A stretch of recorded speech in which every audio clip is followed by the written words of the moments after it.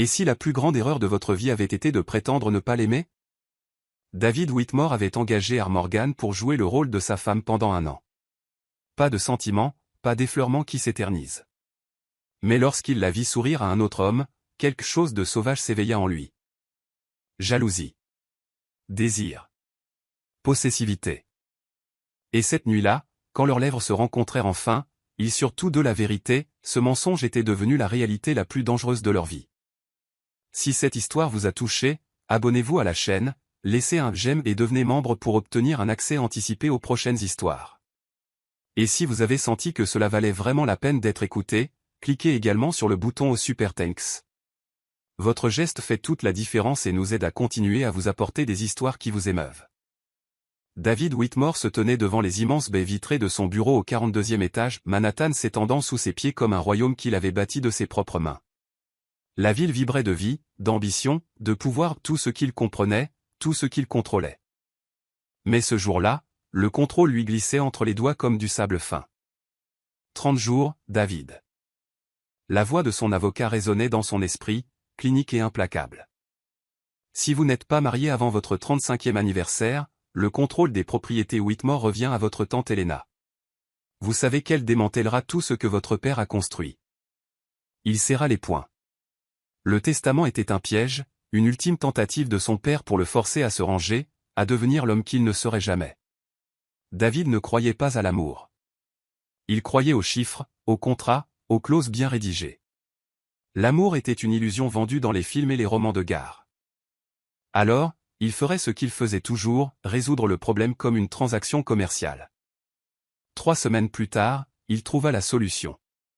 Elle s'appelait R. Morgan, et elle était assise de l'autre côté de son bureau en acajou, les mains jointes sur ses genoux, les épaules tendues comme si elle s'apprêtait à fuir.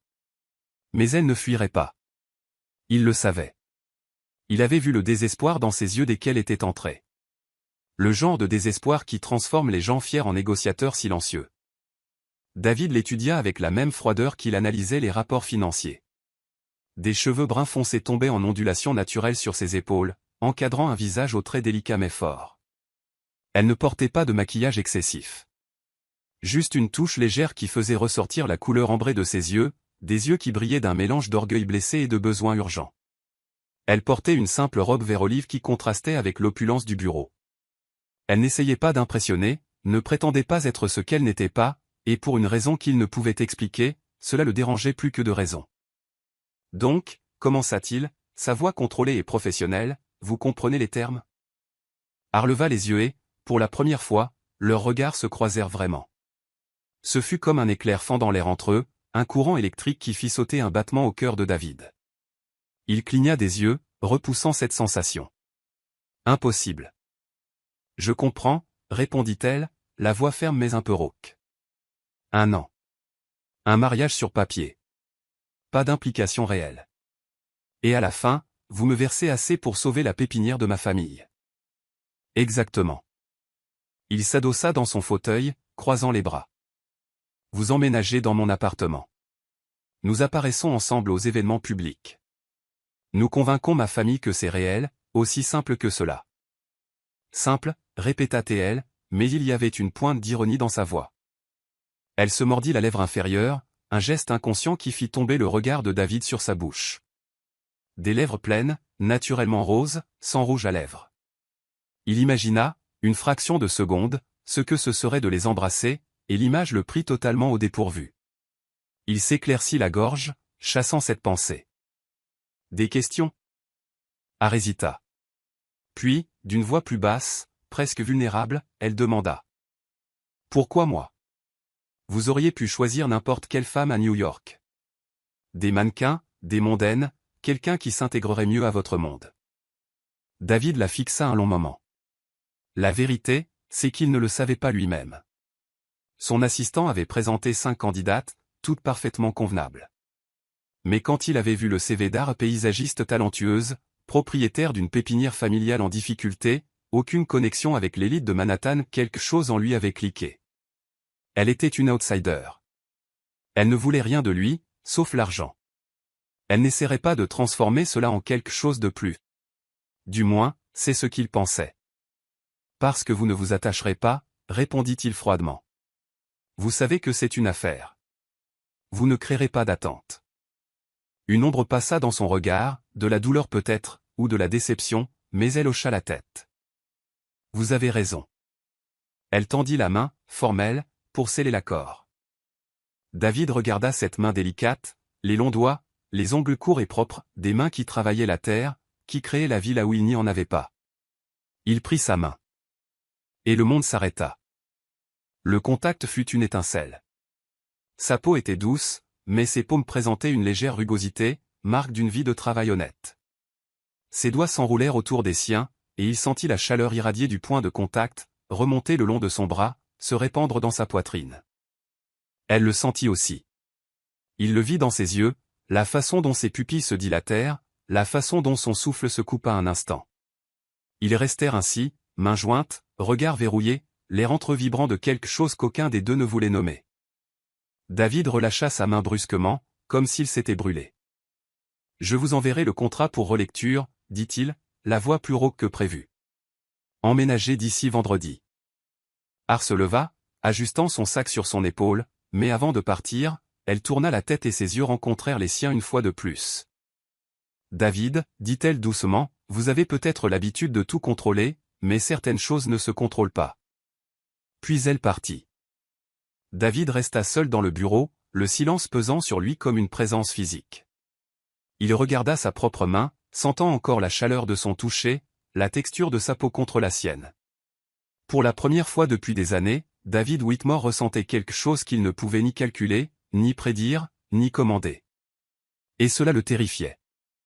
Art franchit le seuil du penthouse de David pour la première fois un vendredi soir, portant seulement 2 valises et une caisse de plantes. Le portier l'avait aidé avec les bagages, mais elle avait insisté pour porter la caisse elle-même, la tenant contre sa poitrine comme si elle protégeait quelque chose de sacré. Quand la porte s'ouvrit, elle se figea. L'appartement était vaste, moderne, impeccable et totalement dépourvu d'âme. Des murs blancs, des meubles minimalistes dans des nuances de gris et de noir, des lignes droites et des surfaces étincelantes qui reflétaient la lumière froide des spots encastrés. Tout était précis, calculé, sans un seul objet déplacé. Cela ressemblait plus à une salle d'exposition de magazines d'architecture qu'à un foyer. David était dans la cuisine, dos à elle, portant un pantalon de costume sombre et une chemise blanche aux manches retroussées jusqu'au coude. Il se versait un whisky dans un verre en cristal, ses mouvements lents et contrôlés. Entendant la porte se refermer, il se retourna. Leurs yeux se rencontrèrent à travers l'espace ouvert. Pendant un instant, aucun ne dit rien. Art sentit son cœur s'emballer, le même courant électrique qu'elle avait ressenti dans le bureau parcourant sa colonne vertébrale. Il l'observait avec une intensité qui la faisait se sentir exposée, vulnérable, comme s'il pouvait voir à travers les murs qu'elle avait érigés autour d'elle. « Votre chambre est au fond du couloir, à gauche, » dit-il enfin, la voix neutre, presque distante. La dernière porte. Elle a une salle de bain privée. Vous avez une totale liberté d'utiliser la cuisine, le salon, le bureau. Ne touchez juste pas à mes affaires. Compris, répondit-elle, essayant de garder une voix stable. Il prit une gorgée de whisky, ses yeux toujours fixés sur elle. Demain, nous dînons avec ma tante Helena. Elle voudra nous interroger, alors soyez prête. Cela doit avoir l'air réel. Hocha la tête. Puis, serrant plus fort la caisse de plantes, elle commença à marcher vers le couloir, mais elle s'arrêta à mi-chemin, se tournant pour lui faire face. « David, ce n'est peut-être qu'un contrat pour vous, mais tant que je serai ici, je vais faire en sorte que ça en vaille la peine. Je ne ferai pas semblant d'être quelqu'un que je ne suis pas, mais je ne laisserai pas non plus cela ressembler à une mascarade bon marché. » Il haussa un sourcil, presque amusé. « Et que suggérez-vous ? Que nous essayions au moins de nous connaître. Ça n'a pas besoin d'être de l'amitié, mais si nous devons convaincre les gens que nous sommes un couple, nous devons connaître les bases l'un sur l'autre. » David l'étudia un long moment, puis esquissa un demi-sourire, petit mais sincère. « D'accord. Demain matin, petit déjeuner ensemble, sans distraction. » Marché conclu, dit-elle, avant de se diriger finalement vers la chambre. En déballant ses affaires, Art tenta de traiter l'étrangeté de la situation. Elle vivait avec un homme qu'elle connaissait à peine, un homme qui l'avait engagée comme une employée, et pourtant, chaque fois que leurs yeux se croisaient, quelque chose se tordait en elle, quelque chose de chaud et de dangereux qu'elle ne pouvait nommer. Elle secoua la tête, chassant ses pensées, et commença à répartir les plantes dans la pièce. Des fougères à la fenêtre, des succulentes sur la table de chevet, un lierre suspendu dans le coin. La verdure apporta de la vie à l'espace stérile, et peu à peu, la chambre commença à ressembler moins à une cellule de luxe et plus à un refuge. Le lendemain matin, Har se réveilla avec l'odeur du café frais. Elle enfila un pantalon de survêtement confortable et une chemise trop grande, releva ses cheveux en un chignon désordonné et marcha pieds nus jusqu'à la cuisine. David était assis à la table en marbre, lisant quelque chose sur sa tablette, une tasse de café noir à côté de lui. Il portait un simple t-shirt gris et un pantalon de pyjama, ses pieds nus également. C'était la première fois qu'elle le voyait ainsi, décontracté, désarmé, presque humain. Il leva les yeux quand elle entra. Pendant une fraction de seconde, son regard glissa sur son corps, observant les contours doux sous les vêtements amples, les cheveux en bataille, les yeux encore ensommeillés. Quelque chose changea dans son expression, une lueur fugace, une tension dans sa mâchoire. « Bonjour, dit-elle, la voix rauque de sommeil. « Bonjour, répondit-il en désignant la cafetière. « J'ai fait du café. Je ne sais pas comment vous l'aimez. »« Fort et sans sucre, » dit-elle en se versant une tasse et en s'asseyant sur la chaise en face de lui. Ils restèrent assis en silence quelques instants, buvant simplement leur café, le bruit de la ville qui s'éveillait dehors remplissant l'espace entre eux. Alors, commença David en posant sa tablette. « Dites-moi, que fait une paysagiste à part planter des fleurs ?» Har sourit, surprise par la question. « Je ne fais pas que planter des fleurs. Je crée des environnements, des espaces qui respirent, qui ont de la vie. Chaque jardin raconte une histoire, celle de la personne qui y vivra, des saisons qui le traverseront. Ce n'est pas juste de l'esthétique. C'est de la connexion. » Il l'observait avec une attention réelle, ses yeux sombres fixés sur les siens. « Vous avez toujours voulu faire ça ? » ?»« Toujours. Mon père m'a tout appris. Il disait que les plantes comprennent le cœur des gens mieux que les gens eux-mêmes. » Elle marqua une pause, une ombre passant sur son visage. « Quand il est tombé malade, j'ai réalisé que la pépinière était plus qu'une entreprise. C'était son âme. Et je ne pouvais pas la laisser mourir. » David hocha lentement la tête. Il y avait quelque chose dans sa façon de parler avec passion, avec douleur, avec amour qui le touchait d'une manière inattendue. Il n'avait jamais parlé de rien avec cette intensité. Tout dans sa vie était transaction, stratégie, profit. Mais elle créait de la beauté là où il n'y avait rien. « Et vous ?» demanda Har en se penchant légèrement en avant. « Que fait David Whitmore quand il ne bâtit pas des empires ?» Il hésita. Personne ne lui avait jamais posé cette question, ou peut-être n'avait-il jamais prêté assez d'attention pour répondre honnêtement. « Rien, admit-il finalement. Je travaille. C'est tout ce que je sais faire. » Ça ne peut pas être vrai. Il doit y avoir quelque chose que vous appréciez, quelque chose que vous faites juste parce que vous en avez envie, pas parce que vous le devez. David la regarda, ses yeux s'adoucissant. « L'architecture.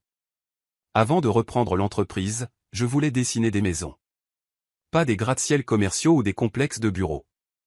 De vraies maisons, des endroits où les gens pourraient vraiment vivre. » Har sourit, un sourire lent et authentique qui illumina tout son visage. « Alors nous ne sommes pas si différents après tout ? » Peut-être pas, murmura-t-il. Et pour la première fois, il s'autorisa à la regarder vraiment, non pas comme une employée, non pas comme une partie d'un plan, mais comme une femme. Et ce qu'il vit le désarma complètement. Plus tard ce jour-là, alors qu'Har arrosait une fougère dans le salon, David passa près d'elle en allant vers son bureau. Il s'arrêta, l'observant en silence. Elle lui tournait le dos, penchée sur la plante, ses cheveux glissant sur son épaule, ses mains délicates ajustant soigneusement les feuilles. Sans réfléchir, il s'approcha. Il tendit la main et, lentement, prit une mèche de cheveux qui était tombée sur son visage pour la remettre derrière son oreille. Har se figea. Elle tourna lentement le visage, et leurs yeux se rencontrèrent à quelques centimètres l'un de l'autre. La main de David était toujours près de son visage, ses doigts effleurant légèrement la peau douce de sa joue. Aucun d'eux ne respirait. « Vous aviez des cheveux dans les yeux, dit-il, la voix plus basse, plus rauque. »« Merci, » chuchota-t-elle. Ils restèrent ainsi, piégés dans ce moment impossible, l'air entre si chargé qu'il semblait que le moindre mouvement pourrait l'enflammer. Puis David se recula, la mâchoire serrée, et s'éloigna sans rien dire d'autre. Art resta seul dans le salon, le cœur battant de façon erratique, la peau picotant encore là où il l'avait touchée. Et elle sut avec une certitude absolue que c'était loin d'être juste un contrat. La limousine glissait dans les rues illuminées de Manhattan, les emmenant vers le grand Plaza Hotel où se tenait le gala de charité le plus prestigieux de la saison.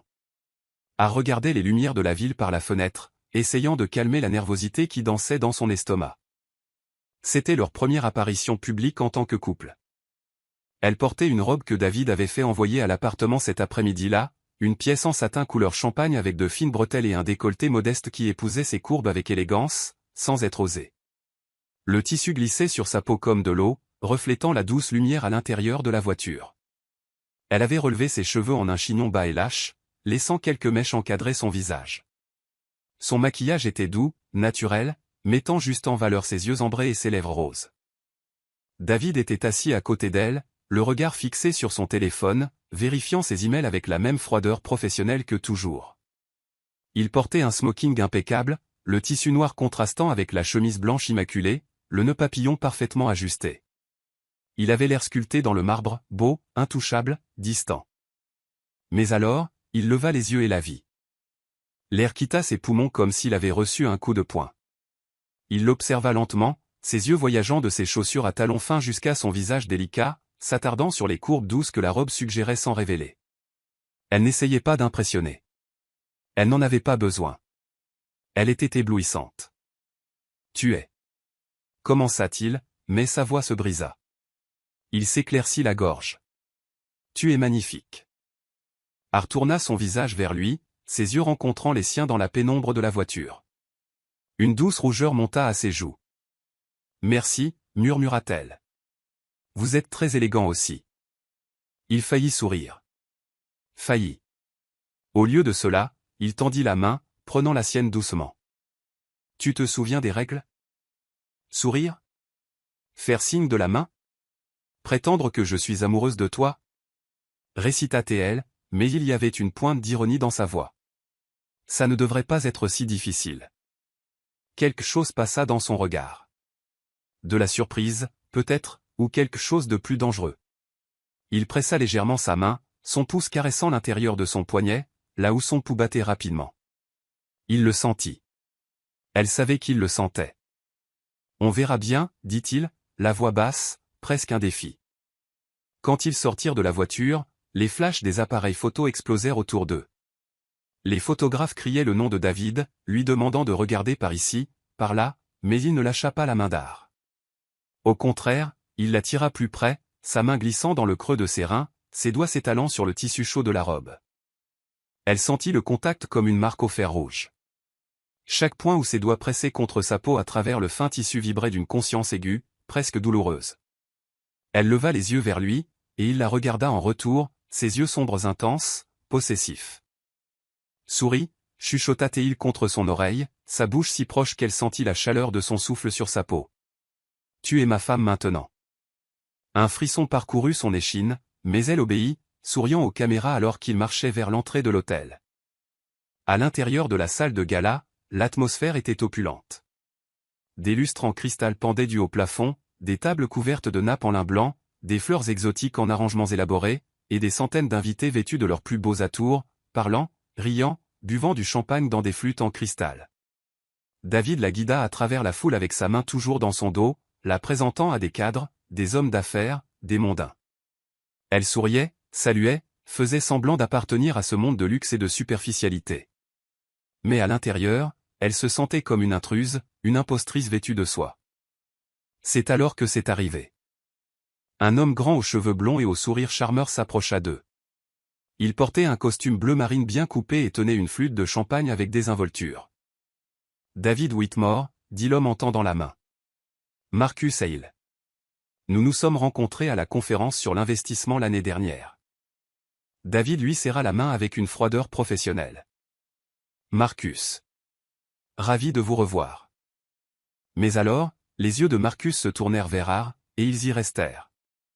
Il l'observa avec une appréciation claire, presque prédatrice, ses yeux glissant sur son visage, descendant dans son cou, sur ses épaules, sur la silhouette délicate de la robe. Il sourit d'un sourire lent et confiant. Et qui est cette beauté? Demanda Marcus, la voix douce comme du velours. Avant que David ne puisse répondre, Har tendit la main. Har Whitmore. La femme de David. Marcus prit sa main, et au lieu de la serrer, la porta à ses lèvres, embrassant ses doigts avec une révérence exagérée. Enchanté, Madame Whitmore. David est un homme chanceux. Har sourit poliment, mais essaya de retirer sa main. Marcus la retint une seconde de plus, ses yeux rencontrant les siens avec une intention claire. Et ce fut à ce moment-là que David sentit quelque chose de sombre et primitif s'éveiller en lui. La jalousie. Il n'avait jamais été jaloux auparavant, ne s'était jamais soucié assez de quiconque pour le ressentir. Mais maintenant, voyant la main d'un autre homme tenir celle d'Har, voyant le regard effronté de Marcus sur elle, quelque chose de féroce et possessif explosa dans sa poitrine. Sans réfléchir, David glissa son bras autour de la taille d'Har et la tira contre son corps, la pressant contre son flanc avec une fermeté sans équivoque. Sa main s'étala sur sa hanche, ses doigts pressant légèrement, marquant son territoire. « Oui, » dit David, la voix basse et dangereuse. « Je suis un homme chanceux. » Marcus comprit le message. Il sourit, leva son verre en un toast silencieux et s'éloigna. Har tourna son visage vers David, les yeux écarquillés, confus.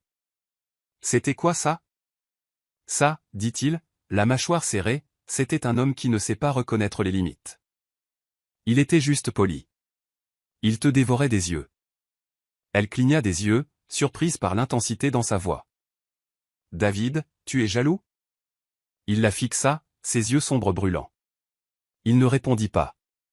Il n'en avait pas besoin. La réponse était là, dans la façon dont il la tenait encore contre lui, dans la façon dont son cœur battait rapidement contre ses côtes, dans la façon dont il la regardait comme s'il voulait repousser le monde entier et la garder juste pour lui. « Viens, » dit-il en prenant sa main.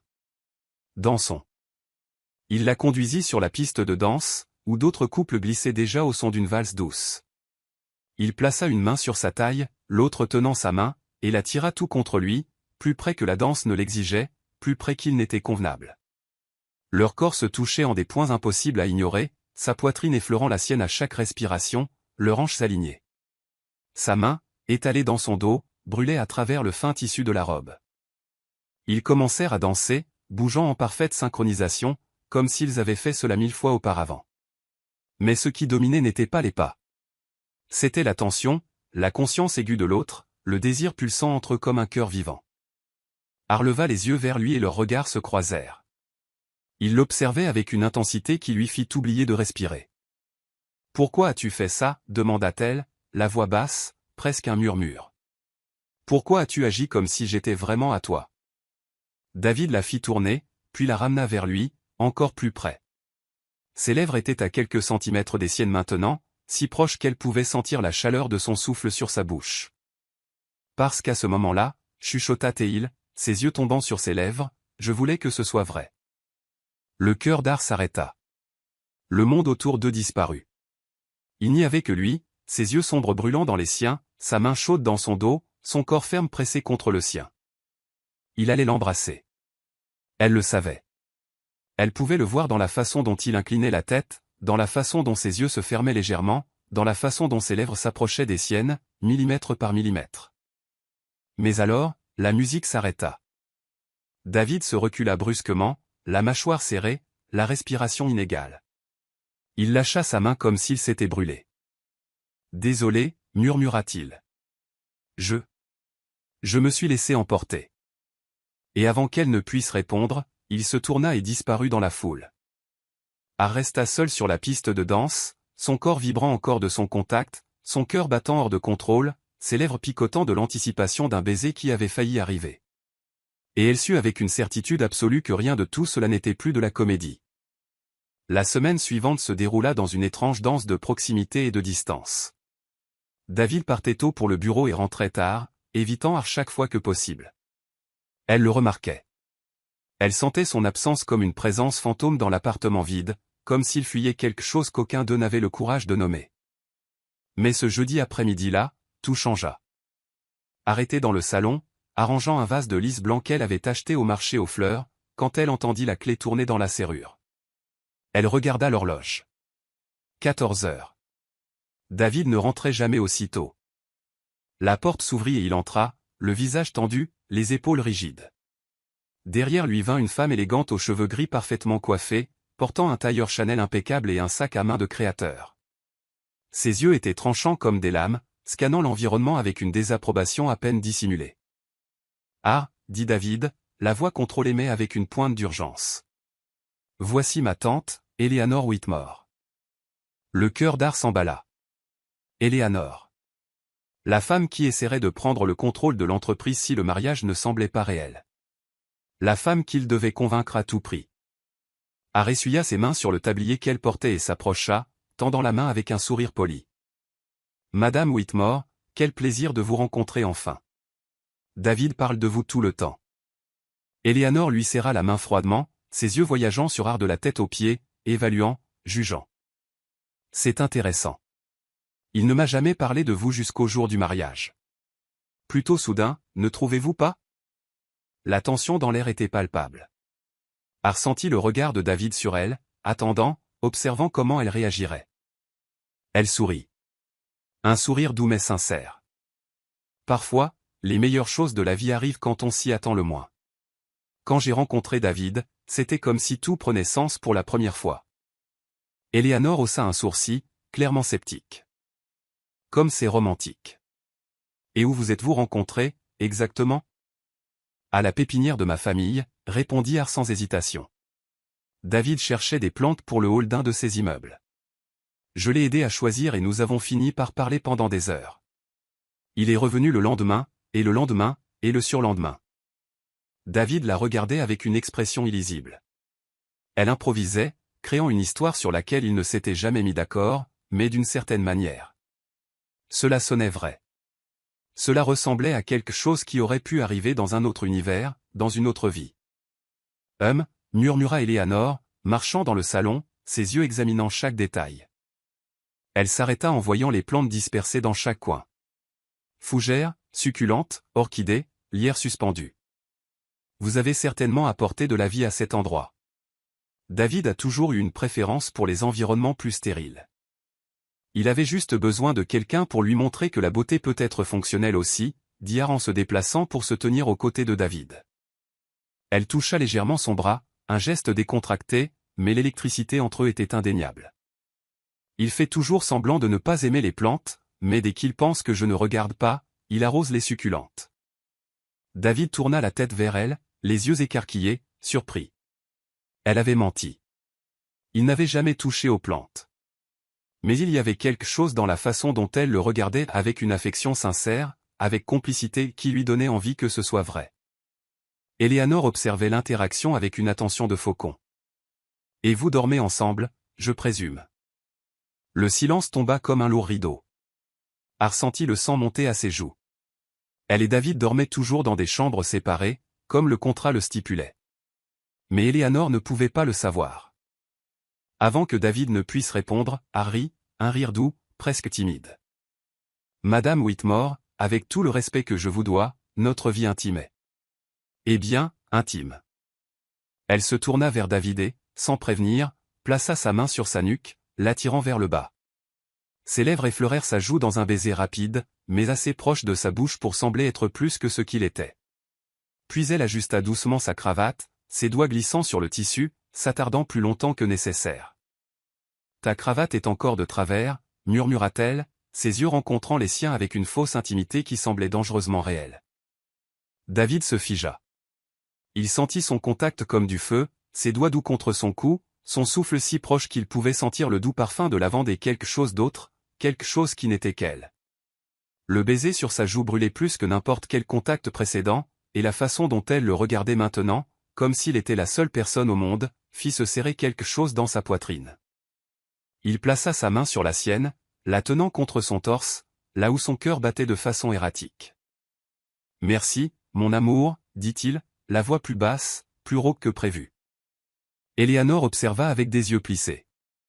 Puis, finalement, elle hocha la tête. « Eh bien, je vois que vous êtes convaincant. J'espère vous voir au dîner de dimanche. Toute la famille sera là. Ce sera une bonne occasion de mieux connaître la nouvelle Madame Whitmore. » Nous y serons, l'assura David. Eleanor dit au revoir froidement et partit, les laissant seuls dans le lourd silence de l'appartement. Dès que la porte se referma, A relâcha le souffle qu'elle avait retenu. Elle s'écarta de David, ses mains tremblant légèrement. Désolé. J'avais besoin de rendre ça crédible. David ne bougea pas. Il l'observait avec une intensité qui la faisait se sentir nue, exposée. Tu as été incroyable. Elle le regarda, confuse. J'ai juste fait ce qu'il fallait faire. Non, dit-il en faisant un pas vers elle. Tu as fait plus que ça. Tu as fait en sorte que ça semble vrai. Il était proche maintenant, si proche qu'elle dut pencher la tête en arrière pour regarder dans ses yeux. Leur respiration était rapide, l'air entrechargé, vibrant. David, commença-t-elle, mais il l'interrompit. Il leva la main, ses doigts touchant sa mâchoire avec une douceur qui la surprit. Il traça la ligne de son visage lentement, comme s'il mémorisait chaque courbe, chaque angle. Son pouce effleura ses lèvres, et elle sentit le contact dans chaque terminaison nerveuse de son corps. Ne fais pas ça, chuchota-t-il, la voix rauque, presque désespérée. Faire quoi, demanda-t-elle, la voix tremblante. Me donner envie que ce soit réel. Le temps s'arrêta. Ils se fixèrent, piégés dans ce moment impossible, voyant refléter dans les yeux de l'autre toutes les peurs, tous les désirs qu'ils avaient essayé de nier. A ferma les yeux, essayant de reprendre le contrôle. Mais quand elle les rouvrit, il était toujours là, la regardant comme s'il pouvait voir à travers elle, comme s'il voulait la dévorer et en même temps la protéger de tout. Et si je le voulais? Chuchota-t-elle, à peine capable de former les mots. Et si je voulais que ce soit réel? Sa mâchoire se crispa. Ses yeux tombèrent sur sa bouche. Il se pencha, si lentement que cela semblait être une torture, jusqu'à ce que leurs visages soient à quelques millimètres l'un de l'autre. Elle pouvait sentir la chaleur de son souffle sur ses lèvres. Elle pouvait voir chaque détail de ses yeux sombres, chaque cil, chaque reflet doré. Il allait l'embrasser. Enfin. Pour de vrai. Mais alors, avec un effort visible, il se recula. Je ne peux pas, dit-il, la voix brisée. Si je commence, je ne pourrai pas m'arrêter. Il lui tourna le dos et marcha vers le bureau, fermant la porte avec force. A resta seule dans le salon, le corps tremblant, le cœur brisé en 1 million de morceaux. Elle porta sa main à ses lèvres, touchant l'endroit où il avait failli l'embrasser, sentant encore le fantôme de son contact sur sa peau. Et pour la première fois depuis la signature de ce contrat, elle se demanda si elle pourrait survivre un an à prétendre quelque chose qui, pour elle, était déjà complètement réel. Dimanche arriva enveloppé de nuages gris menaçants de pluie. Ar se tenait devant le miroir de sa chambre, ajustant la robe bleu marine qu'elle avait choisie pour le dîner avec la famille Whitmore. Elle était élégante mais discrète, avec des manches 3/4 et arrivant aux genoux, assez respectueuse pour une réunion de famille, mais assez jolie pour ne pas avoir l'air d'essayer de disparaître. Elle attacha ses cheveux en une queue de cheval basse, laissant quelques mèches libres pour encadrer son visage. Elle appliqua un rouge à lèvres nude doux et recula, observant son reflet. Elle avait l'air calme, contrôlée. À l'intérieur, elle était un pur chaos. Depuis le quasi-baiser de jeudi, David lui avait à peine parlé. Il était retourné travailler tard, évitant tout moment seul, toute conversation qui pourrait les ramener sur ce territoire dangereux où les lignes entre le réel et le faux s'estompaient complètement. Elle soupira, attrapa son petit sac à main et quitta la pièce. David l'attendait dans le salon, portant un costume gris foncé qui soulignait la largeur de ses épaules et la ligne ferme de son corps. Il vérifiait son téléphone, mais quand il l'entendit approcher, il leva les yeux et arrêta de respirer. Elle était d'une simplicité magnifique. Pas d'exagération, pas d'artifice. Juste elle. Et cela le détruisait d'une manière qu'il ne pouvait comprendre. « Tu es prête ?» demanda-t-il, la voix plus rauque que prévu. « Aussi prête que je le serai jamais », répondit-elle en essayant de sourire. Le dîner aurait lieu au manoir de la famille Whitmore, dans le nord de l'État de New York, à 2 heures de route de Manhattan.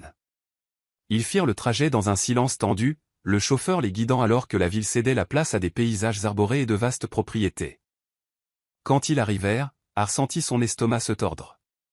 Le manoir était imposant, une structure de pierre et de verre qui semblait sortir d'un magazine d'architecture, entouré de jardins impeccablement entretenus et d'une fontaine ornementale à l'entrée. David l'aida à sortir de la voiture, sa main tenant fermement la sienne. « Ça va aller » murmura-t-il. « Je serai à tes côtés tout le temps. Elle hocha la tête, reconnaissante pour le geste. À l'intérieur, la famille était déjà réunie dans la salle à manger, Elena présidant en bout de table aux côtés de son mari, Richard.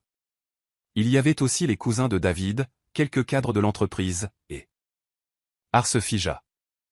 Dans un coin de la pièce, discutant avec animation avec l'un des cousins de David, se trouvait Alexander Grant. Alexander. Son ami d'enfance. Le garçon qui avait grandi à côté d'elle dans le quartier modeste où elle avait passé son adolescence. Le premier amour innocent, le premier baiser volé derrière l'école. Ils avaient perdu contact il y a des années quand il était parti étudier à l'étranger, mais la connexion avait toujours été légère, affectueuse, nostalgique. Quand leurs yeux se rencontrèrent à travers la pièce, le visage d'Alexander s'illumina.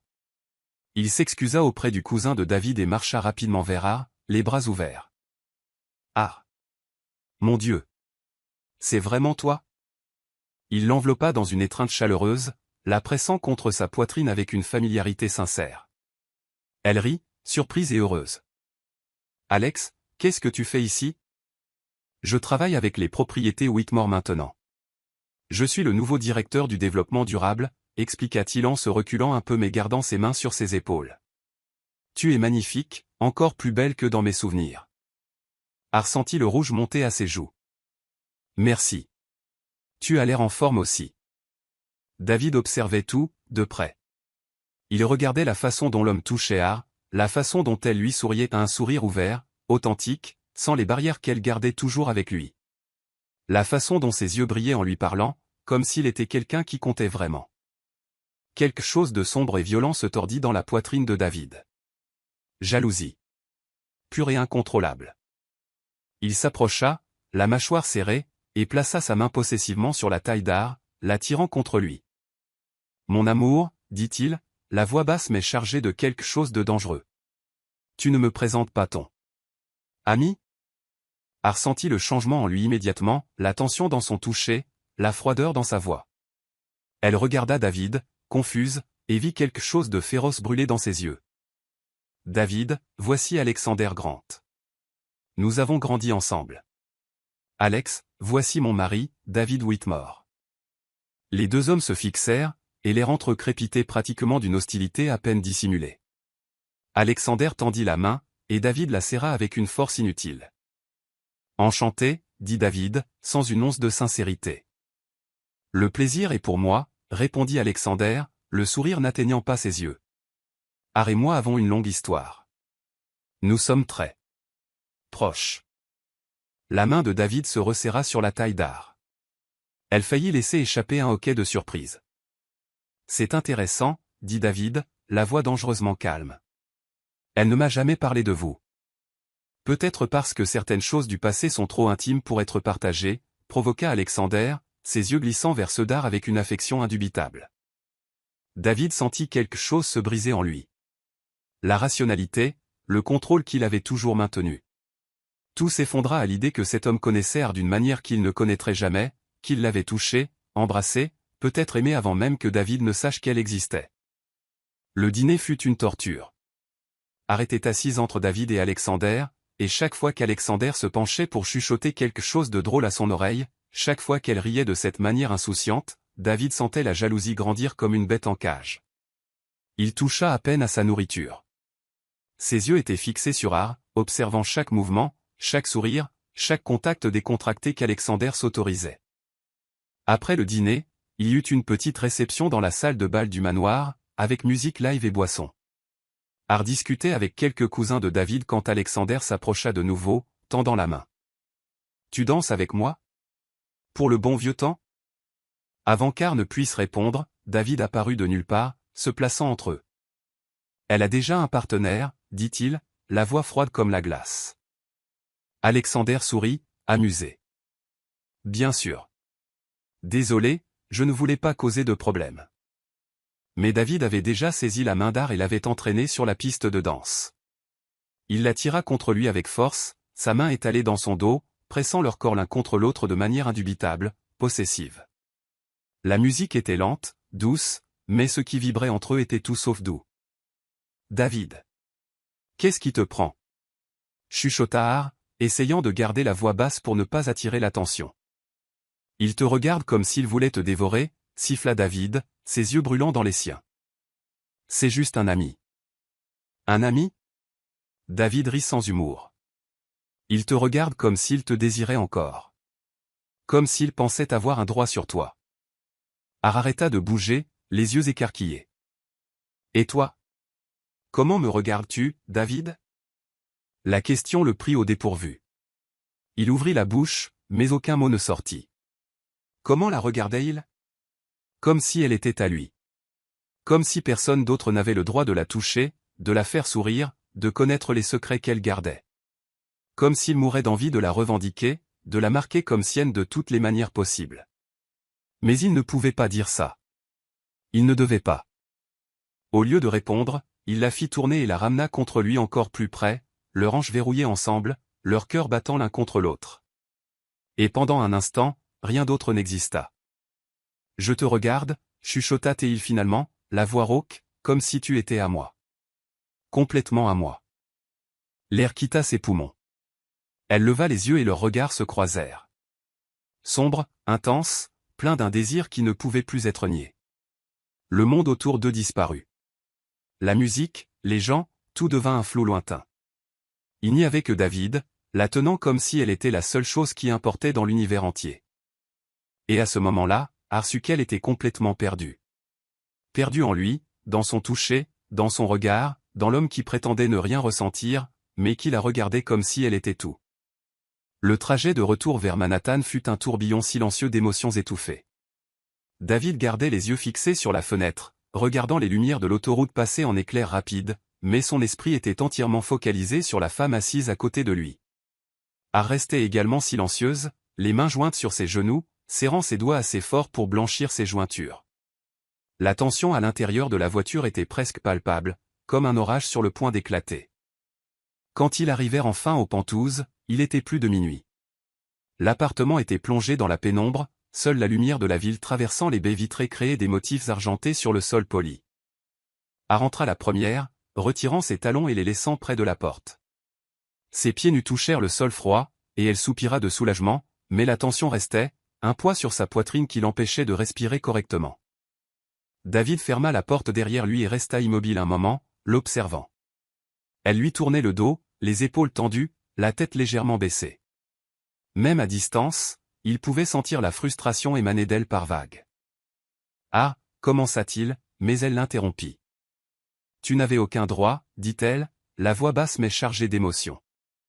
Elle se tourna pour lui faire face, ses yeux brillants de colère et d'autre chose. De blessure. Tu n'avais aucun droit d'agir de cette façon avec Alexander. Je jouais mon rôle, rétorqua David, enlevant sa veste et la jetant sur le canapé avec plus de force que nécessaire. Où as-tu oublié que nous faisons semblant d'être un couple? Faire semblant? Elle rit, mais le son était vide de joie. Alors tout ça n'était que de la comédie. La façon dont tu me tenais, la façon dont tu me regardais, comme si j'étais vraiment tienne. David déboutonna les premiers boutons de sa chemise, essayant de respirer, essayant de maintenir le contrôle qui lui glissait entre les doigts. Qu'est-ce que tu veux que je dise? La vérité. Ar fit un pas vers lui, les yeux brûlants. Au moins, donne-moi de l'honnêteté. Dis que c'était juste un spectacle. Dis que ça ne signifiait rien. Il la fixa. Sa mâchoire se crispa, les muscles de son cou tendus. Il pourrait dire ça. Il pourrait mentir, la repousser, les protéger tous les deux du chaos qui approchait. Mais quand il ouvrit la bouche, les mots qui sortirent furent complètement différents. Je ne peux pas, admit-il, la voix rauque, brisée. Je ne peux pas dire que ça ne signifiait rien, quand chaque fois que je vois un autre homme te regarder, j'ai envie de lui arracher les yeux. Quand chaque fois que tu souris à quelqu'un d'autre, j'ai l'impression de perdre quelque chose que je n'ai jamais eu le droit d'avoir. Ar se figea, les yeux écarquillés. David. Tu me rends fou, continua-t-il, faisant des pas envers elle, comme un prédateur approchant. Depuis le moment où tu es entré dans mon bureau, depuis le premier contact, j'ai essayé de résister. J'ai essayé de garder mes distances. Mais chaque fois que tu es près de moi, chaque fois que je sens la lavande dans l'appartement, chaque fois que j'entends ta voix, je perds le contrôle.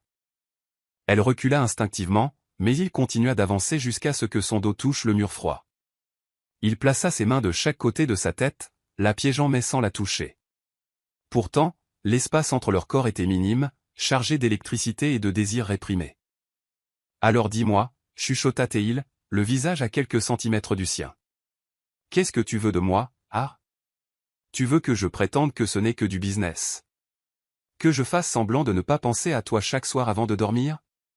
Que je fasse semblant de ne pas vouloir te toucher de toutes les manières dont un homme peut toucher une femme? » Son cœur battait si fort qu'elle était sûre qu'il pouvait l'entendre.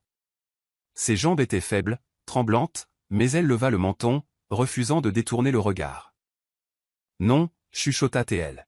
« Je ne veux plus que tu fasses semblant. » Quelque chose se brisa en lui. David saisit son visage à deux mains, lui releva la tête et, enfin, leurs bouches se rencontrèrent.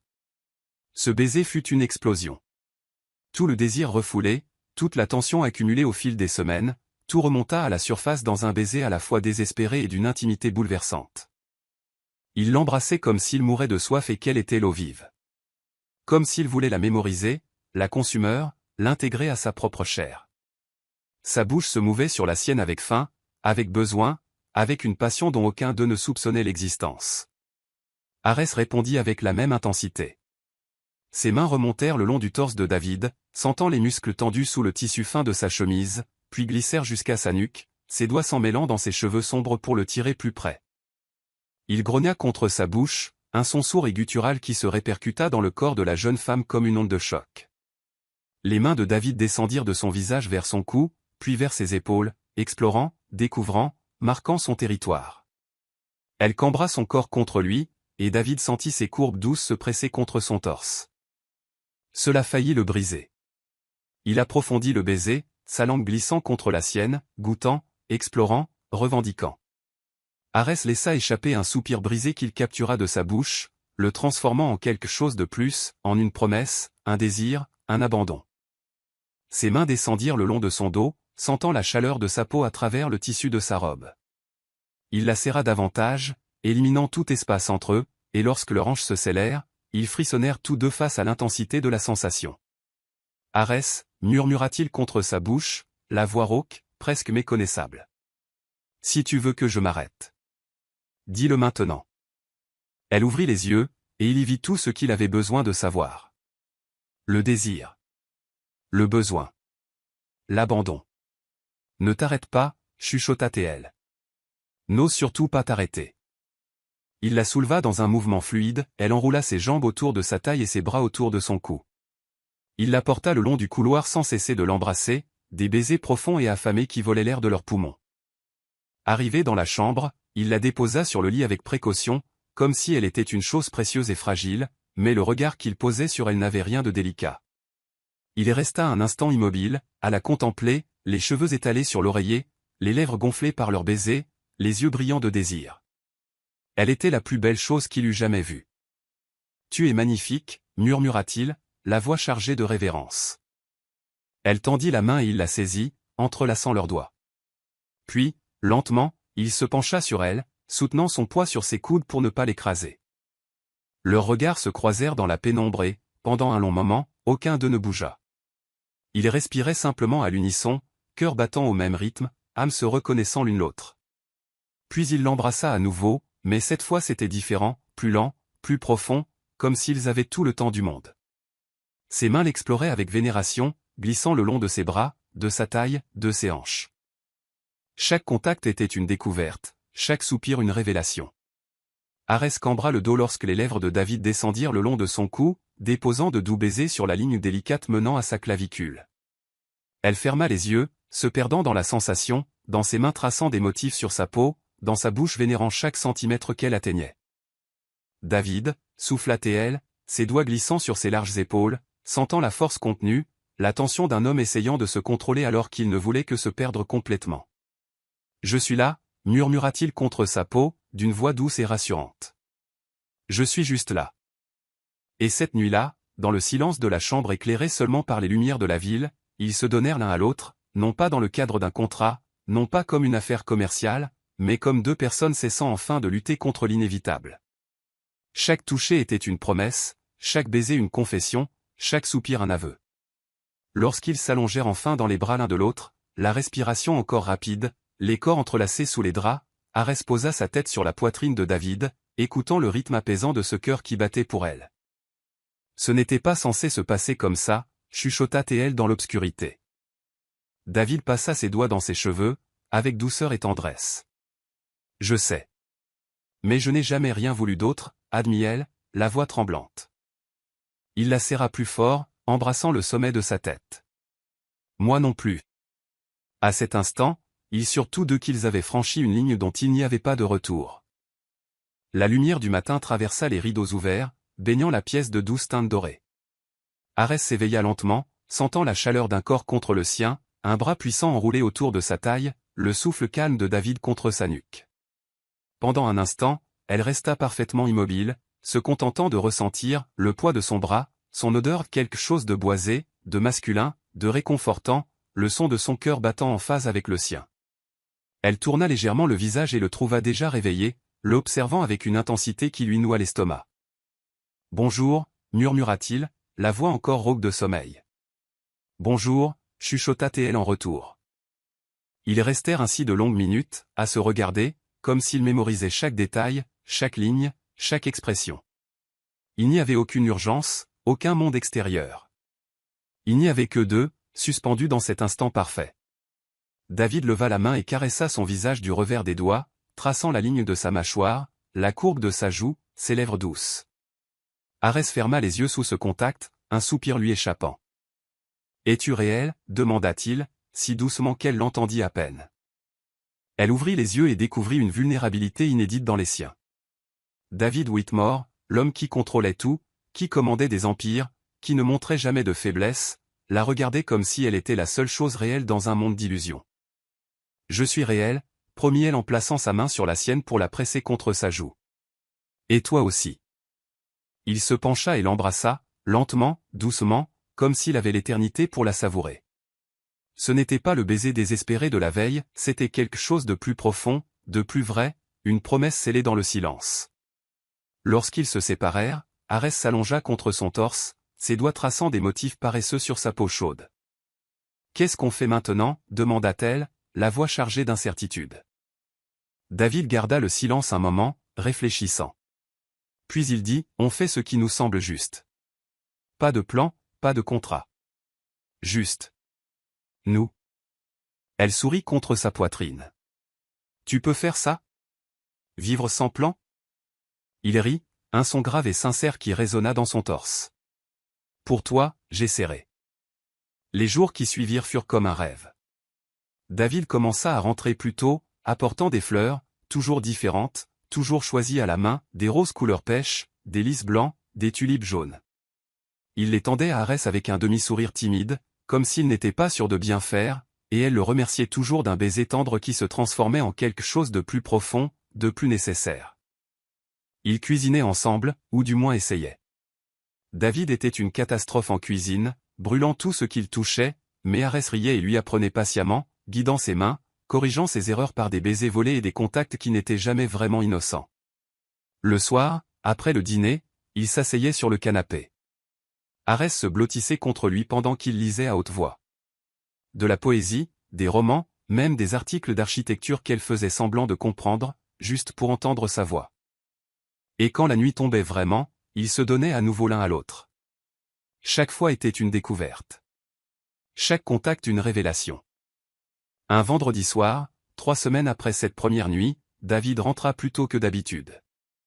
Arès était sur le balcon, arrosant les plantes sous la douce lumière du crépuscule, vêtu seulement d'un de ses t-shirts trop grands et d'un short court. Il s'arrêta dans l'encadrement de la porte, l'observant en silence. Elle était si concentrée, fredonnant doucement, totalement inconsciente qu'il la regardait comme si elle était la chose la plus précieuse au monde. « Tu es toujours en train de prendre soin de quelque chose, » dit-il, la faisant sursauter. Arès porta la main à sa poitrine. « David, tu m'as fait peur. » Il sourit, un sourire franc qui illumina tout son visage. « Désolé, je n'ai pas pu résister. » Elle posa l'arrosoir et marcha vers lui, ses pieds nus faisant de petits bruits doux sur le sol du balcon. « Tu es rentré tôt. » « Je voulais être avec toi » admit-il en l'attirant contre lui, enroulant ses bras autour de sa taille. Je veux toujours être avec toi. Elle renversa la tête en arrière, plongeant son regard dans le sien. David Whitmore, tu deviens romantique, et tu me transformes en quelqu'un que je ne reconnais pas, ça ne me dérange pas le moins du monde, murmura-t-il en se penchant pour embrasser son cou, semant de doux baisers jusqu'à son oreille. Ares sentit tout son corps s'embraser. Elle se retourna dans ses bras et le tira par sa chemise, amenant sa bouche sur la sienne dans un baiser profond, chargé de promesses. Il la souleva sans effort, et elle enroula ses jambes autour de sa taille. Sans rompre le baiser, il la porta à l'intérieur, traversant le salon jusqu'à la chambre. La lumière du soir entrait par les fenêtres ouvertes, baignant la pièce de nuances orange et rose. David la déposa sur le lit avec précaution et resta un instant debout, simplement à la regarder. « Tu es si belle » chuchota-t-il, la voix chargée d'émotion. « Si parfaitement belle que parfois, ça fait mal de te regarder. »« Alors ne regarde pas Ressent » répondit-elle en lui tendant la main. Il la prit, entrelaçant leurs doigts, et se pencha sur elle, s'appuyant sur ses bras. Il l'embrassa de nouveau, lentement, profondément, comme s'il voulait mémoriser son goût, sa texture. Sa main glissa le long de son flanc, explorant chaque courbe avec vénération. Il souleva l'ourlet de son t-shirt, dévoilant sa peau 12 cm par centimètre, ses lèvres suivant le chemin tracé par ses mains. Ares cambra le dos, ses doigts s'emmêlant dans les cheveux de David. Chaque contact allumait un feu sur sa peau, chaque baiser laissait une marque invisible qu'elle savait indélébile. « David » murmura-t-elle, la voix tremblante de besoin. « Je suis là » promit-il en se redressant pour la regarder dans les yeux. « Je serai toujours là. » Puis, avec des mouvements lents et délibérés, il la déshabilla complètement, révélant chaque parcelle de peau qu'il allait vénérer de ses mains, de sa bouche, de tout son être. Elle fit de même, déboutonnant lentement sa chemise, la faisant glisser de ses larges épaules, laissant ses mains explorer son torse musclé, ses bras puissants, chaque ligne qu'elle connaissait déjà par cœur mais qu'elle ne se lassait jamais de redécouvrir. Lorsque leurs corps s'unirent enfin, ce fut avec une lenteur torturante, chaque centimètre une révélation, chaque mouvement une promesse. David l'observait intensément, ses yeux sombres brûlant dans les siens, captant chaque expression qui traversait son visage. Plaisir, vulnérabilité, amour. « Tu es à moi » murmura-t-il, bougeant en elle avec un rythme lent, profond, dévastateur. « Complètement à moi. » Oui, halta-t-elle, ses ongles griffant légèrement son dos, le marquant comme sien à son tour. « Seulement à toi. » Ils bougèrent en parfaite synchronisation, corps entrelacés, souffle mêlé, âme fusionnant en quelque chose de plus grand qu'eux-mêmes. Le plaisir monta lentement, une vague croissante qui menaçait de les engloutir. Ares sentait chaque terminaison nerveuse en feu, chaque toucher amplifié 1000 fois, et lorsqu'elle atteignit enfin le sommet, ce fut avec son nom sur les lèvres, les yeux fixés sur les siens, le regardant se briser en même temps qu'elle. David la serra fort alors que l'extase les frappait, l'embrassant profondément, absorbant chaque son, chaque tremblement, chaque soupir brisé. Après, quand les tremblements se furent apaisés, il roula sur le côté, l'attirant dans ses bras. Elle posa sa tête sur son torse, écoutant le son calme de ce cœur qui ne battait que pour elle. « Ares » dit-il, la voix douce dans l'obscurité grandissante. « Je t'aime. » Elle se figea. Les mots restèrent suspendus dans l'air, lourds de sens, de vérité, d'inévitabilité. Elle leva la tête, plongeant son regard dans le sien. « Qu'est-ce que tu as dit ?» Il caressa son visage tendrement. « Je t'aime. Je sais que ça n'était pas censé arriver, je sais que ce n'était qu'un contrat, mais quelque part au milieu de tout ça, tu es devenu la chose la plus réelle de ma vie, et je ne peux plus faire semblant de ne pas le ressentir. » Les larmes remplirent les yeux d'Ares, des larmes de bonheur, de soulagement, d'amour réciproque. « Je t'aime aussi » chuchota-t-elle, la voix brisée par l'émotion. Depuis ce premier contact, depuis ce premier regard, je l'ai su. Il la tira contre lui, embrassant son front, son nez, et enfin ses lèvres, un baiser doux, plein de promesses et d'éternité. Là, enveloppés dans les draps, avec la ville illuminée en contrebas comme témoin silencieux, ils scellèrent une promesse qu'aucun contrat ne pouvait contenir. Ce qui avait commencé comme un mensonge était devenu la vérité la plus profonde et la plus pure qu'ils aient jamais connue. 6 mois avaient passé depuis cette déclaration. 6 mois de bonheur qui semblaient presque trop beaux pour être vrais. Ils avaient transformé le Penthouse en un véritable foyer, avec des plantes dans chaque coin, des photos d'eux souriant sur les étagères, et une chaleur qui n'avait jamais existé auparavant. Arès se réveillait chaque matin dans ses bras, ils prenaient le petit déjeuner ensemble, partageaient des secrets, riaient de choses stupides. David avait même commencé à l'aider à la pépinière le week-end, se salissant les mains, apprenant le nom de chaque plante, l'écoutant parler avec passion de croissance, de vie et de renouveau. Il n'avait jamais été aussi heureux. Mais le bonheur, comme Arès l'avait appris tout au long de sa vie, est toujours fragile. Tout s'effondra un jeudi après-midi. Arès était à la pépinière, vérifiant une grosse commande d'orchidées, quand son téléphone sonna. Numéro inconnu. Elle répondit tout de même. Allô? Arès Morgan? Une voix de femme, professionnelle, froide. Oui, c'est elle. Je m'appelle Jennifer Clark. Je suis journaliste au Manhattan Tribune. Je fais un reportage sur les mariages de convenance au sein de l'élite new-yorkaise, et j'aimerais vous poser quelques questions sur votre arrangement avec David Whitmore. Le sang d'Arès se glaça dans ses veines. Arrangement? Je ne vois pas de quoi vous parlez. Allons, Madame Whitmore.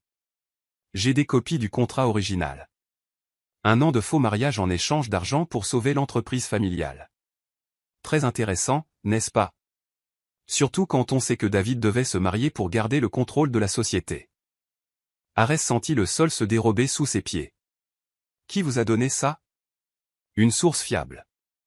Quelqu'un de proche de la famille Whitmore qui pense que le public mérite de savoir la vérité. Helena. Il fallait que ce soit elle. Pas de commentaire, dit Arès en raccrochant d'une main tremblante. Elle tenta d'appeler David immédiatement, mais tomba sur sa messagerie. Encore et encore. Rien. 2 heures plus tard, l'article était en ligne. Le faux mariage du PDG, David Whitmore et la mascarade derrière l'Empire. L'article détaillait tout, le contrat, les montants versés, et montrait même des photos d'eux au gala, légendées de spéculations sur l'authenticité de chaque geste. Arès lut le tout, les larmes coulant sur son visage, non pas à cause de l'humiliation publique, mais parce qu'elle savait ce que cela signifiait pour David. Il valorisait son contrôle, sa vie privée, sa réputation par-dessus tout. Et maintenant, tout cela était déchiqueté dans les pages d'un tabloïd. Lorsqu'elle arriva enfin aux Pentouzes, il faisait nuit. David était là, debout devant les baies vitrées, mains dans les poches, épaules tendues. Il ne se retourna pas quand elle entra. David, appela-t-elle, la voix tremblante. J'ai vu l'article, dit-il. Sa voix était froide, vide, complètement différente de l'homme qu'il avait embrassé avec tant d'amour ce matin-là. J'ai essayé de t'appeler. Alexander m'a appelé aujourd'hui, l'interrompit-il, toujours sans se retourner. Il voulait savoir si j'allais bien, voulait t'offrir son soutien. Très aimable de sa part, tu ne trouves pas? Arès se figea. David, qu'est-ce que tu insinues? Il se retourna enfin, et ce qu'elle vit dans ses yeux la détruisit. La colère, la douleur, la trahison. Il savait, dit David, d'un calme dangereux. Alexander était au courant pour le contrat, et c'est lui qui a fait fuiter l'info à la presse. Non, démentit Arès en secouant la tête. Alex ne ferait jamais ça. Vraiment? David fit un pas vers elle, le regard brûlant. Il t'a toujours voulu, Arès. Tu ne voyais pas? La façon dont il te regardait au dîner? Comment il trouvait des excuses pour te voir au bureau? Il attendait le bon moment pour détruire ce que nous avons. David, tu es irrationnel. Irrationnel? Il rit, mais le son était vide d'humour. Tu as reçu un message de lui aujourd'hui, n'est-ce pas? Arès sentit son estomac se nouer. Oui, Alexander avait envoyé un message cet après-midi-là pour prendre des nouvelles, offrir son aide, mais ce n'était qu'un ami inquiet. C'était juste un message de soutien. De soutien? David saisit son propre téléphone et lui montra l'écran. Une photo, Arès et Alexander discutant devant un café 3 jours plus tôt. C'était complètement innocent, ils s'étaient croisés par hasard, mais sur la photo, avec cet angle, cela ressemblait à quelque chose de plus. Cela semblait intime. Quelqu'un m'a envoyé ça aujourd'hui, dit David, la voix tremblante de rage contenue. Avec la suggestion que peut-être tu étais plus intéressé par ton ami d'enfance que par le mari que tu as acheté. Les mots furent comme une gifle. Comment oses-tu, chuchota Arès, les larmes coulant librement maintenant. Comment oses-tu m'accuser de ça après tout ce que nous avons vécu, tout ce que nous avons partagé? Alors dis-moi la vérité. cria David, perdant finalement le contrôle.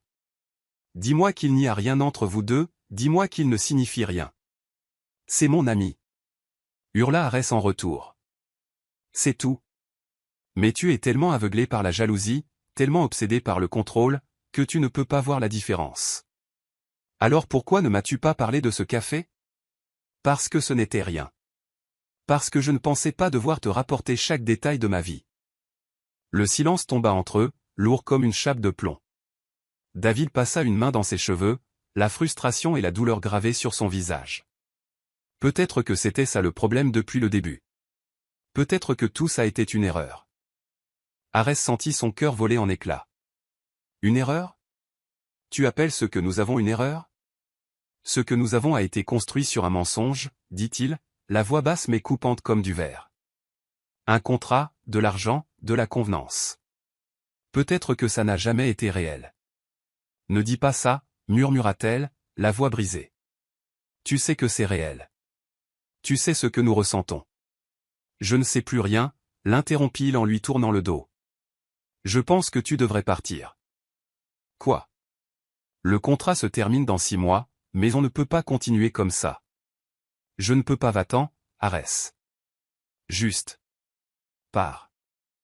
Elle resta là, tremblante, les larmes coulant sans retenue. Une part d'elle voulait hurler, se battre, le forcer à la regarder et à voir la vérité. Mais l'autre part, trop brisée pour continuer, savait qu'il avait pris sa décision. Les mains tremblantes, elle alla dans la chambre, prit le strict nécessaire et le mit dans une valise. Chaque mouvement était mécanique. Lorsqu'elle revint au salon, David lui tournait toujours le dos, regardant par la fenêtre. Elle s'arrêta à la porte, attendant qu'il se retourne, qu'il l'empêche de partir. Mais il ne bougea pas. « Je t'aime » chuchota-t-elle, si bas que c'était à peine audible. « Et je continuerai de t'aimer même si tu ne le crois jamais. » Puis elle partit. La porte se referma derrière elle avec un clic doux, et David s'autorisa enfin à s'effondrer.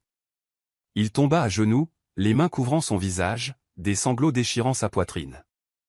L'appartement était vide, complètement vide, sans l'odeur de lavande, sans le son de son rire, sans la lumière qu'elle apportait juste en existant.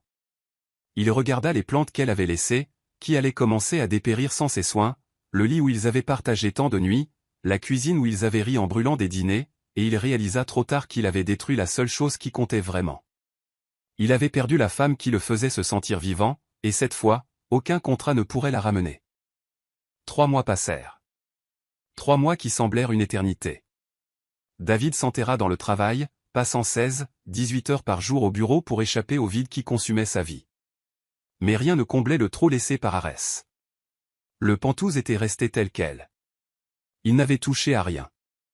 Les plantes étaient mortes maintenant, mais il ne pouvait se résoudre à les jeter. C'étaient les dernières traces d'elle.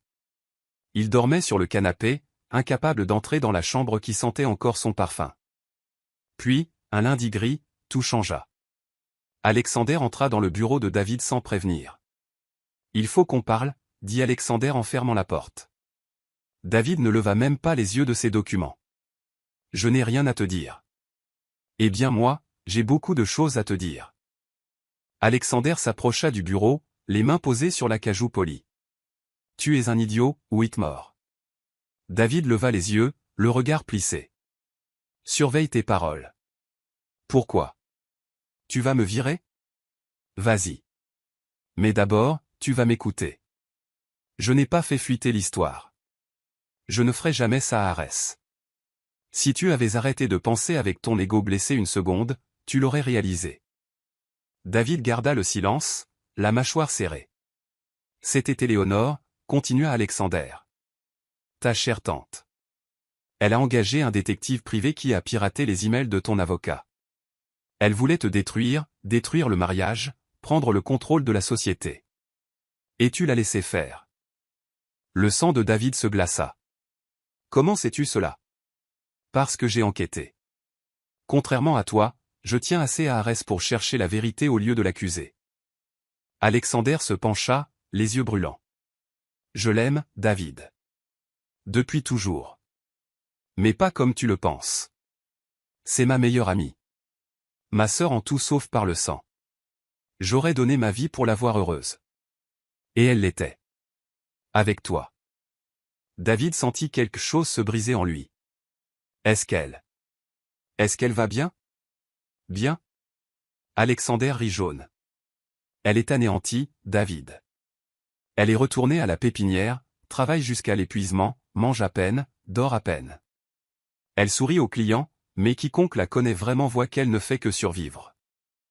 La douleur que ressentit David fut physique. La culpabilité lui écrasa la poitrine. Et toi, poursuivit Alexander impitoyable, tu es là, noyé dans ton apitoiement, trop fier pour admettre que tu as fait la plus grande erreur de ta vie. Je sais, murmura David, la voix brisée.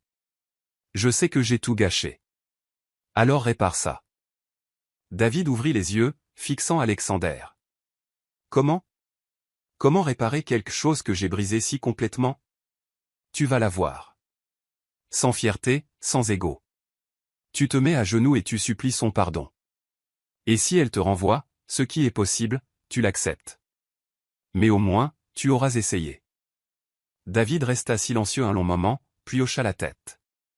Tu as raison. Alexander se dirigea vers la porte, mais se retourna une dernière fois. Et David? Si tu obtiens une seconde chance avec elle, ne gâche pas tout.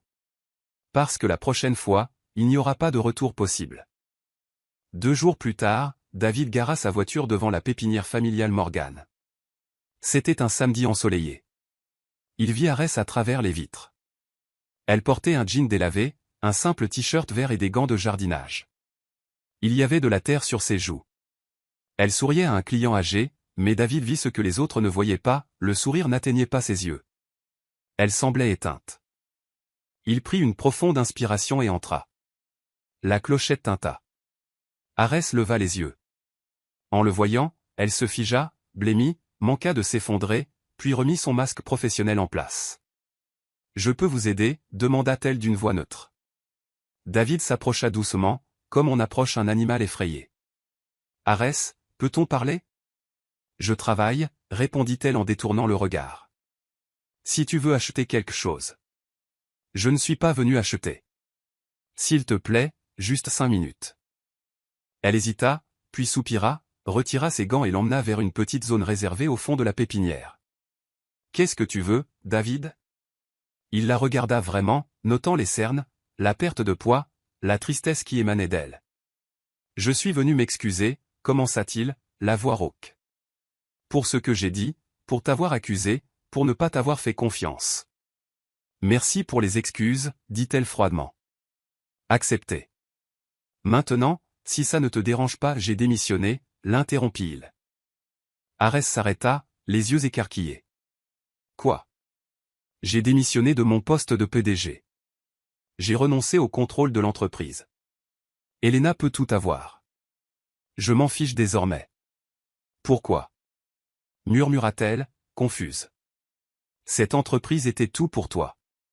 Non, dit-il en faisant un pas vers elle. Je pensais qu'elle l'était. Mais tu es entré dans ma vie et tu m'as montré ce qui compte vraiment. Ce ne sont pas les empires ou les héritages. C'est se réveiller près de la personne qu'on aime. C'est construire quelque chose ensemble. C'est rire, se disputer, se réconcilier. C'est toi. Les larmes montèrent aux yeux d'Arès. Tu m'as fait mal, David. Tu m'as accusé de choses horribles. Tu ne m'as pas fait confiance. Je sais. Je porterai cette culpabilité toute ma vie. Mais Arès, j'avais peur. Peur de te perdre, peur que ce que nous avions soit trop beau pour être vrai. Quand tout a explosé, j'ai paniqué. J'ai attaqué avant d'être attaqué. Et j'ai détruit ce qui comptait le plus. Et pourquoi devrais-je croire que tu as changé? Il sortit une clé de sa poche et la plaça dans sa main. C'est la clé de la pépinière, celle que tu as rendue en partant. Je l'ai gardée tout ce temps. Ce n'est pas juste une clé, Arès. C'est une promesse. Je ne suis pas venu te demander de revenir aux Pantous pour être ma fausse femme. Je suis venu te demander de me laisser construire un foyer. Avec toi. Pour de vrai. Sans contrat. Juste nous. David. Le seul foyer où je veux être, murmura-t-il les yeux brillants, c'est celui où tu es. Arès ferma les yeux, laissant enfin couler ses larmes. 3 mois de douleur remontaient à la surface. « Est-ce que tu m'aimes encore » demanda-t-il, la voix presque inaudible. Elle ouvrit les yeux. Elle vit l'homme qui l'avait blessée, mais aussi celui qui l'avait aimée avec une intensité destructrice. Elle vit le regret, l'amour, et réalisa que son cœur battait toujours pour lui. Elle ne répondit pas par des mots. Elle fit un pas et l'embrassa. Un baiser plein de larmes, de pardon et d'espoir. David l'enveloppa de ses bras, la pressant contre lui pour ne plus jamais la lâcher. « Je t'aime » murmura-t-il contre sa bouche. « Je passerai le reste de ma vie à te le prouver. »« Je t'aime aussi » répondit-elle. « Je t'ai toujours aimé. » Et cette fois, il surent qu'il n'y aurait plus de fuite, plus de mensonges. Seulement la vérité de deux cœurs ayant appris que l'amour vrai n'est pas parfait, mais qu'il vaut chaque larme, car c'est lui qui nous ramène à la maison. 1 an plus tard, le soleil inondait la petite maison qu'ils avaient construite ensemble près de la pépinière. Pas de marbre italien, mais de la lumière, des plantes suspendues, une odeur de lavande et de romarin. Un vrai foyer. Arès se réveilla au chant des oiseaux et à la chaleur des bras de David. « Bonjour, Madame Whitmore » murmura-t-il en embrassant son front. « Bonjour, Monsieur Whitmore. » Il s'était remarié 3 mois plus tôt, sans contrat, lors d'une cérémonie intime dans le jardin. Arès portait une robe simple en dentelle. Leurs vœux venaient du cœur. Je promets de t'aimer les bons jours comme les mauvais. De construire un foyer où notre amour grandira comme tes plantes. Et Arès avait répondu, je promets d'être ta lumière quand l'obscurité viendra. Je promets de te rappeler que notre histoire n'a pas commencé par un contrat, mais au moment où nos regards se sont croisés. Dans le lit, Arès posa la main sur son ventre légèrement arrondi. 5 mois. David posa sa main sur la sienne, sentant le petit mouvement sous la peau. Elle bouge encore, chuchota-t-il émerveillé. C'est une fille, j'en suis sûr. Avec tes yeux. David avait ouvert un petit cabinet d'architecture spécialisé dans le durable et le résidentiel. Il concevait des maisons pour y vivre, pas des structures vides.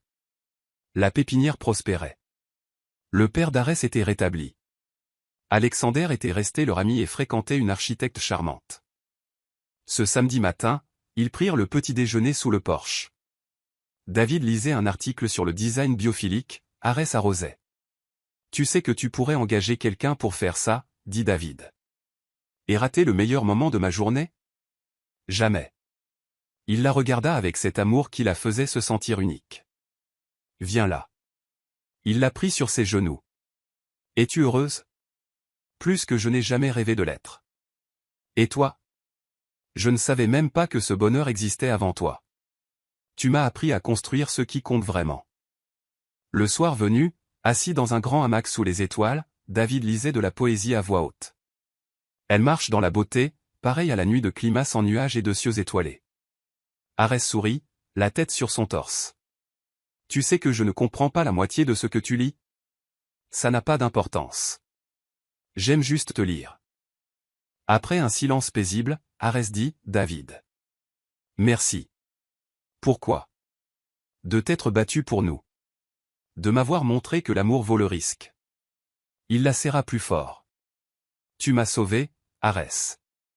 Je vivais, mais je n'étais pas vivant. Ils s'embrassèrent sous les étoiles. Ce n'était pas un mensonge devenu amour, c'était l'amour qui avait toujours été là, attendant le courage d'être vécu. 2 ans plus tard, ils auraient 2 enfants, une fille aux yeux ambrés et un garçon aux yeux sombres. La maison serait pleine de rires et de chaos heureux. David construirait des cabanes dans les arbres, et chaque soir, il lirait de la poésie à Arès. Ils avaient appris que le véritable amour n'est pas l'absence d'erreur, mais le courage de recommencer après elle. David avait cessé d'être l'homme qui contrôlait tout pour devenir celui qui s'abandonnait complètement. Car parfois, le plus grand risque n'est pas de donner son cœur, c'est de ne jamais avoir le courage d'essayer. Et vous ? Quelle histoire d'amour attend votre courage pour être vécue ? Si cette histoire a touché votre cœur, abonnez-vous à la chaîne, laissez un like et devenez membre pour un accès anticipé aux prochaines histoires. Et si vous avez vraiment aimé, pensez au bouton au Super Thanks. Votre geste fait toute la différence.